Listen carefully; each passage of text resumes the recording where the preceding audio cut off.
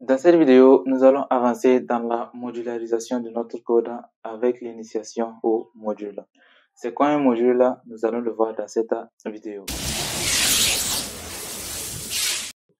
Pour commencer, j'ai créé tout simplement un fichier main module dans lequel on va expliquer d'abord le concept de module, l'utilisation d'un module, avant de passer à la deuxième étape pour la création de nos propres modules. Depuis le début de cette formation, on a utilisé pléthore de modules, d'accord? L'un des modules le plus utilisé, c'est tout simplement le module random. Si vous vous souvenez très bien, on commençait toujours par une instruction d'import, en ce sens qu'on importait le module avec l'import random, ok? Et après ça, par exemple, on peut créer, ok, on peut randomiser par exemple une valeur, d'accord? Si je fais par exemple print tout simplement de random.randint,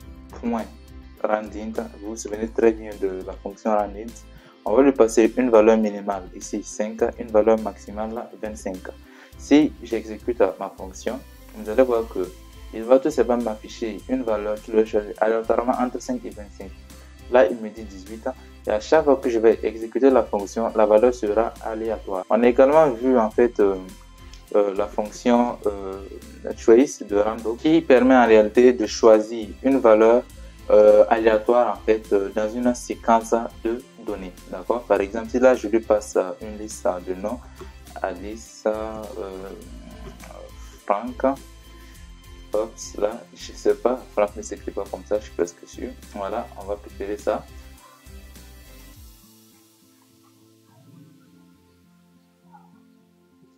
Émile, ok, on aura ici Anna. Voilà, donc si je lui passe en fait ça et que je lui dis en fait choisis-moi une valeur aléatoire, il m'a choisi Franck. Ensuite, si je le lance, on a Émile. Ensuite, si je le lance toujours, on a encore Émile, c'est aléatoire. Ensuite, Franck. Et ainsi de suite, il va toujours choisir une valeur aléatoire à l'intérieur. Voilà. Le fait est que random est un module et randint et choice sont des fonctions incluses dans le module. Il peut arriver en fait qu'on veut tout simplement en fait importer très souvent juste une fonction du module et pas tout le module entier. Pour le faire en fait, on peut tout simplement importer de la façon suivante. On dit simplement ici que from random import par exemple randint.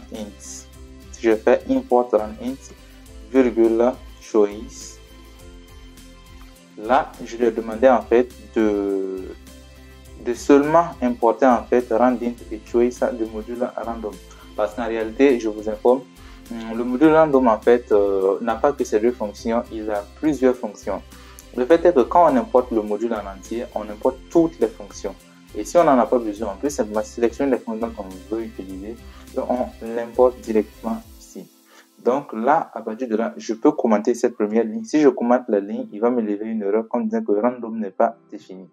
Donc, on peut directement appeler à partir de là, en fait, randint et choice, sans avoir à précéder le nom du module. Mais attention, cette méthode a des inconvénients. C'est tout simplement le cas de conflit. Ok? En cas de conflit, en fait, bon, par exemple, si vous avez une librairie ou une autre fonction native de Python qui s'appelle par exemple randint ou choice, d'accord? Ce qui arrive très souvent. Dans ces cas de figure, vous serez désavantagé à utiliser, à importer directement le nom des fonctions ici. Parce qu'en fait, quand vous allez appeler randint, en fait, si Python a une fonction native randint, il ne saura pas en fait à quel randint vous faites référence. Est-ce que c'est le randint du module random ou le randint de la fonction native Python? En vérité, lorsque vous importez ainsi, vous écrasez toute valeur native de Python. C'est-à-dire simplement que si Python a une fonction native randint, cette valeur sera remplacée par la fonction randint du module random. Et c'est pareil pour choice. Si Python a une fonction native choice, elle sera remplacée par la fonction choice du module random. C'est très simple, d'accord? Donc, cette méthode n'est pas vraiment à privilégier. Le fait est qu'en réalité, dans la précédente version aussi, c'était un peu encombrant puisqu'en fait, ça surcharge. On doit tout le temps rappeler un peu le nom du module plus ça. Le fait est qu'on peut avantager ça en nommant le module random. C'est simplement que Au lieu de dire random, on peut raccourcir ça tout simplement avec l'instruction as. On dit simplement que import random as rd. Lorsqu'on dit import random as rd, en fait, au lieu à chaque emplacement de random, on peut remplacer ça par rd. Donc, c'est tout simplement un diminutif du genre rd.randint, c'est reconnu. Et là aussi, on peut faire simplement rd.choice. Cela raccourcit un tout petit peu et je vous recommande en fait d'utiliser cette syntaxe-là. Alors, cela dépendant de vous, faites tout simplement ce qui vous arrange le plus. Maintenant, on va passer à la deuxième partie où on va créer nos propres modules. Ok, pour ce faire, en fait, j'ai préparé une fonction, voilà, une fonction que j'ai appelée addition module, d'accord? Du moins un fichier addition module.py, et dans ce fichier, j'ai écrit tout simplement deux fonctions. La première fonction, je l'ai appelée mp addition ici, ok? La deuxième fonction, je l'ai appelée mp addition multiple. Si vous regardez le contenu de ces fonctions, la toute première est tout simplement l'addition de deux caractères a et b qui est passé en paramètre à la fonction.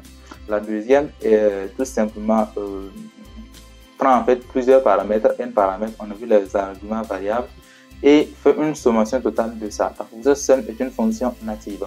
Donc vous pouvez reprendre tout ça si vous le souhaitez. Donc ce qu'on va faire, c'est qu'on va importer maintenant ce module là dans notre fichier main module. Et pour importer un module, en fait, c'est très simple. On place toujours l'instruction import, ok, et on va passer le nom du module là sans l'extension. Donc on va dire ici addition module, d'accord. Donc lorsqu'on fait import addition modules, on peut appeler en fait les fonctions. Donc là, je vais faire additions modules point additions mp additions. Lorsque je fais addition modules point mp additions, je vais lui passer deux arguments 23 et 43. Si j'exécute ça, il va m'afficher le résultat de 23 43, ça fait 66. Ok. Maintenant, on va également faire un print de additions modules point mp additions module multiple. Et ici, on peut passer 0 argument. Si je ne lui passe absolument rien du tout, il va m'envoyer 0 comme résultat. Voilà. Si je lui passe 12, il va m'envoyer 12 comme valeur, puisque la somme de 12 égale 12. Si je lui passe encore d'autres arguments, voilà, comme ceci, attention, pas de ça. On peut lui passer également des valeurs négatives, hein, c'est pas un souci. Et je fais exécuter, il va me renvoyer 0. Voilà. Donc en fait, c'est bizarre, c'est comme si en fait j'avais tout bien paramétré. Maintenant, si je réduisais ça, peut-être si j'augmentais 1 ici, moins 46, normalement il va me donner moins 1. Voilà. Donc en fait, tout va très bien. Vous voyez que là, on peut passer autant d'arguments que l'on souhaite et ça fonctionne. Donc ainsi, vous venez de créer tout simplement votre propre module, votre premier module, et vous voyez comment cela est très simple. Maintenant, je vais revenir sur une notion. Rappelez-vous, je vous ai dit qu'il y a plusieurs mots d'import. Vous pouvez également utiliser ces mots d'import ici. Ici, par exemple, on peut tout simplement utiliser l'instruction as, add, m, par exemple, pour dire simplement addition modules, voilà. Et ici, on peut remplacer tous les paramètres addition modules par am, ok, ça va passer, et là aussi am. Ainsi, si je l'exécute, voilà, il me donne juste la même valeur, 66 et moins 1. C'est parfait. Alors, quelque chose qui est là que j'aimerais vous présenter, c'est le mp underscore. En fait, généralement, vous serez amené à importer seulement les fonctions dont vous avez besoin. Et pour éviter les conflits dans le cas en fait de vos propres modules, c'est très facile, c'est très simple. Il suffit tout simplement d'utiliser soit des préfixes, soit des suffixes. En précédant d'un préfixe ou en plaçant un suffixe, vous avez l'avantage de jouer sur ça. C'est simplement que vous ne risquez pas de croiser cela. Ici, simplement, c'est tout simplement MP pour module personnel, par exemple. C'est un suffixe que j'ai déterminé. D'accord? Par exemple, je pouvais également utiliser autre forme de suffixe. Par exemple, je peux utiliser, par exemple, DMC. Voilà, underscore addition, ce qui est un avantage. Donc ici, je peux utiliser tout simplement DMC underscore additions. Ainsi, si j'exécute, ça va également tourner sans problème, puisque DMC est un suffixe, un préfixe au moins. Maintenant, je peux également le suffixer. Et en utilisant également DMC, je peux nommer ça comme étant sum. Je dirais simplement DMC underscore sum. Si je fais DMC underscore sum, et là, je peux également le placer DMC underscore sum. Et ça va marcher également. D'accord? Donc, l'idée, c'est d'utiliser des suffixes et des préfixes. Ainsi, maintenant, on peut directement ici, excusez, je vais commenter la ligne. on peut directement importer en fait les fonctions sans risque en fait de conflit. D'accord? Donc là, on peut dire simplement que from addition modules import dmc underscore sum, ok, virgule mp underscore addition multiples, ok. Et là, on peut également enlever voilà le diminutif, et là on aura exactement les mêmes résultats.